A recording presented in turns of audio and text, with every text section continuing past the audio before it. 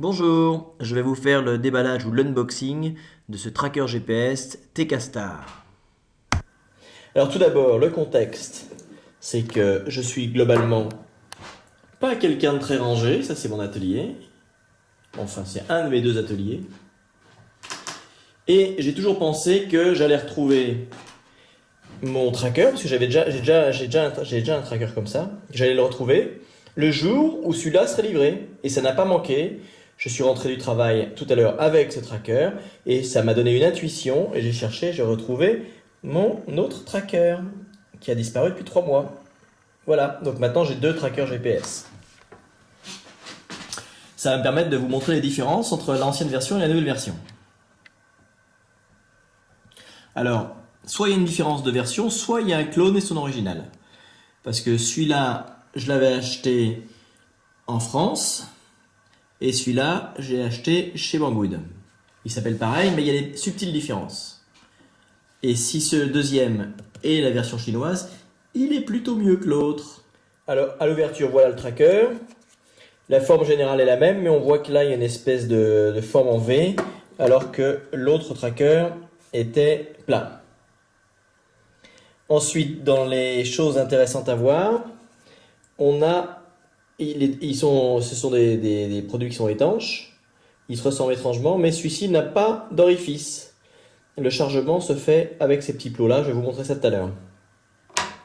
Alors que celui-ci avait une connexion mini USB. Il y avait à l'origine un petit cache qui bouchait et qui était lié avec un coin souple en plastique qui a été cassé. Et donc, ce truc-là n'est plus étanche. Revenons au déballage. Un petit peu de mousse.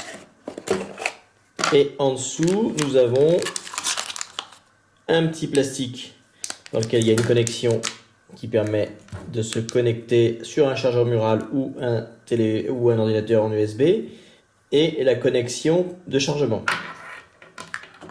Il y a aussi un petit tournevis qui permet d'ouvrir. Et enfin, deux notices. Une première en anglais. Et toujours, pour ceux qui ne maîtrisent pas l'anglais, la solution de sauvegarde, c'est-à-dire la même notice en mandarin. En même temps, les Chinois seraient bien ballots de ne pas produire des produits avec des notices en chinois. Je voudrais revenir sur le système de chargement. Donc on voit bien qu'ici il y a une empreinte avec 4 plots et l'empreinte n'a pas de sens indiqué. Et donc on peut présumer qu'on peut charger ça n'importe comment, d'un sens ou dans l'autre.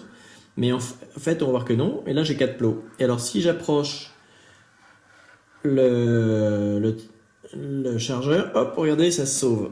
Parce qu'en fait, à cause de la polarité des aimants, dans un sens ça marche, dans l'autre sens ça marche pas. Et donc manifestement, le tracker ne veut pas que je charge dans ce sens-là, il faut attaquer dans l'autre sens. Alors je change la caméra de main, voilà, et là, cette fois-ci, voilà, ça colle. Voilà. Et là, le tracker se met à charger.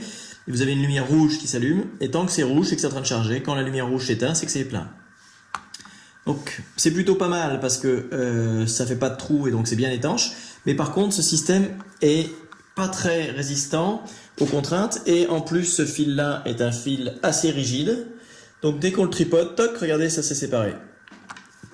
Donc typiquement, le tracker GPS qu'on finit de charger, en le branchant sur la prise allume-cigare de la voiture pendant qu'on roule vers le spot de vol, ça va pas le faire parce que ça va se séparer. Donc il faut prévoir d'avoir un petit élastique pour ceinturer le tracker avec la prise de façon que ça bouge pas pour pas avoir la mauvaise surprise d'avoir un tracker qui n'a pas été chargé. D'autant plus que c'est assez long à charger. Hein. C'est bien de finir pour une petite demi-heure de route là, mais faut mieux l'avoir chargé la veille. Hein.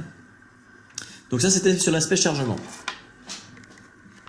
Alors avec le tournevis fourni, j'ai dévissé les 4 vis qui permettent d'ouvrir l'engin.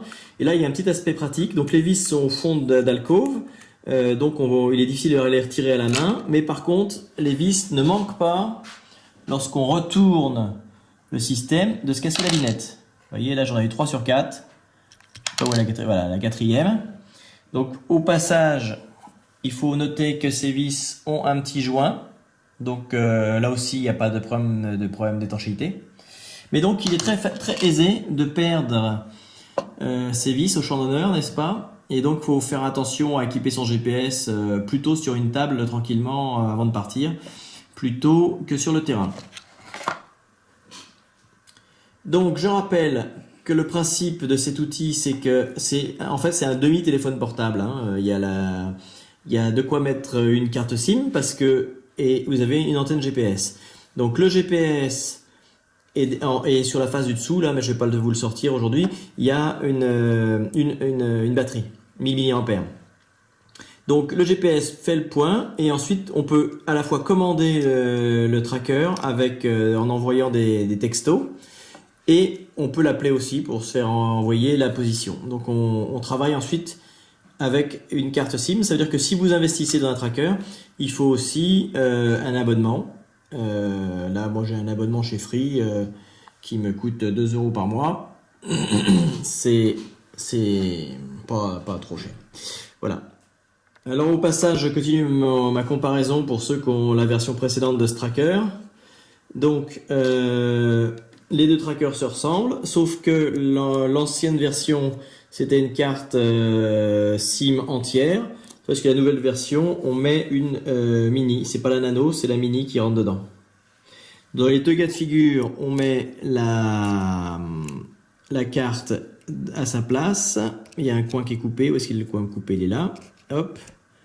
Donc la connectique vers le bas, le coin du bon côté. On referme le petit capot et ensuite on le pousse légèrement comme ça. Tac, ça fait un petit clac. Voilà, c'est en place. Ça fonctionne exactement pareil sur l'autre version.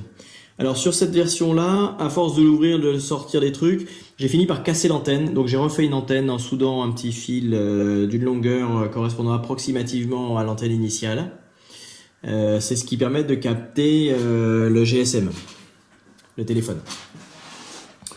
Ça fonctionne. Bon, celui-là, je vois pas l'antenne. Ils ont dû la mettre ailleurs et je pense qu'elle doit être en dessous. Je sais pas. Bon, enfin voilà, donc j'ai mis la puce. Il n'y a plus qu'à refermer l'outil. J'ai oublié de dire un point fondamental avant de mettre la carte SIM. Il faut enlever le code PIN de la carte SIM. Donc dans sécurité, sonnerie, mémoire, localisation, sécurité, voilà. Vous avez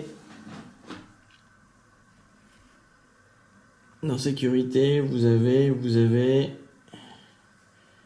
configuré le verrouillage de la carte SIM. Voilà. Et là, verrouiller la carte SIM avec un code PIN. Donc on peut choisir de mettre ou pas un code PIN. Il suffit de taper, là j'ai pas envie de le faire. Si je déplace le petit curseur, j'ai plus de code PIN. C'est important parce que si on verrouille le code PIN, comme il n'y a pas de clavier sur le tracker GPS, on peut plus activer la carte SIM. Donc il est important que la carte SIM qui est introduite dans le tracker, vous la passez d'abord dans votre téléphone. Hein, il y a une carte SIM qui est dédiée au tracker quelque part. Mais avant de l'installer dedans, je la passe dans le téléphone et j'enlève le verrouillage de la carte SIM. Donc ça, c'est un point fondamental. C'est expliqué dans la notice.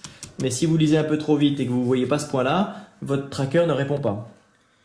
Encore une petite considération avant de refermer. Ceci, pour moi, est un micro. D'accord? Et il est présent sur ce modèle-là aussi. Donc le vieux modèle, dans les commandes qu'on pouvait lui envoyer, on pouvait activer le micro. C'est pour ça que je disais que c'était un demi-téléphone portable, il manque que le clavier. Donc on comprend bien qu'un tracker GPS pour retrouver son chien, ou pour quand si on accroche après le chien, ou pour retrouver un bateau ou un avion, c'est un noble outil. À partir du moment où on peut recréer le parcours de l'objet et éventuellement récupérer le son, dans un autre usage, ça s'appelle un mouchard. C'est-à-dire qu'on peut s'en servir comme outil pour espionner quelqu'un. Bon, à vous d'en faire un usage, raisonnable et raisonné. Et la notice du nouveau ne fait pas mention de l'activation. Mais à partir du moment où le hardware semble avoir toujours le micro, je suppose que pour des questions, soit de réglementation, soit d'affichage, il ne mentionne plus trop qu'on peut activer le micro. Et je ne serais pas étonné qu'on puisse l'activer. Voilà, cette vidéo est terminée. À suivre une deuxième vidéo qui démontre le fonctionnement de ce tracker TK Star. Merci d'avoir suivi. N'hésitez pas à vous abonner, ça fait toujours plaisir.